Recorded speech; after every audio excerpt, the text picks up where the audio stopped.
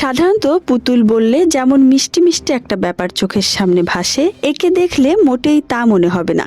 বরং প্রথম দেখাতে ঠাকুরমার ঝুলির রূপকথার গল্পের খোকসের কথা মনে পড়তে পারে। ঠিক সেই রকমই ঘন রোমশ শরীর, খরগোশের মতো লম্বা লম্বা কান, বড় বড় দাঁত, আর তাতে ভীষণ দর্শন, এক দুষ্টু মিষ্টি হাসি। আর আপাতত এমন দেখতে একটি পুতুল নিয়েই গোটা পৃথিবীর গদগদ দশা। বলছি লাবুবু পুতুলের কথা, যদিও সেই পুতুল আর নিছক পুতুল নেই। রাক্ষস কিংবা খোকসের ছোটখাটো কার্টুন সংস্করণের মতো দেখতে এই পুতুল এই মুহূর্তে এখন ভাইরাল।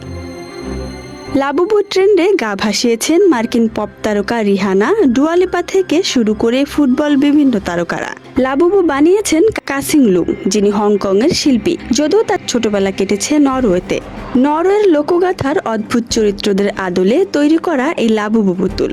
তবে এটি শুধু পুতুল নয়, এখন পরিণত হয়েছে সকলের ভয়ের উৎসে। বিশেষ করে ফিলিপাইন, মালয়েশিয়া, ইন্দোনেশিয়ায় ছড়িয়ে পড়েছে এমন সব খবর। কেউ কেউ বলছেন রাতের বেলায় নিজে নিজেই জায়গা পরিবর্তন করে নেয় এই লাবুবু পুতুল। আবারও কেউ বলছেন এই পুতুলকে ঘরে রাখলেই হঠাৎ অদ্ভুত অদ্ভুত শব্দ শুনতে পান কেউ। এর আগে জনপ্রিয় কমেডিয়ান ভারতী সিং বলেছিলেন এটি কিনে আনার পর থেকেই তার ছেলের সব স্বভাব পরিবর্তন হয়ে গিয়েছিল, আচরণে দেখা দিয়েছিল তারতম্য। অনেকেই বিশ্বাস করেন এই পুতুলের রয়েছে অলৌকিক ক্ষমতা। আর এই পুতুলের অদ্ভুত হাসি দেখে ভয় পেয়ে যান অনেকেই। পুতুলগুলো একেবারে সস্তাও নয়, এর দাম রয়েছে মধ্যবিত্তদের ধরা ছোঁয়ার বাইরে। তবে যেন হঠাৎ নতুন করে এই লাবুবু ঝড়েই কাঁপছে পুরো দুনিয়া।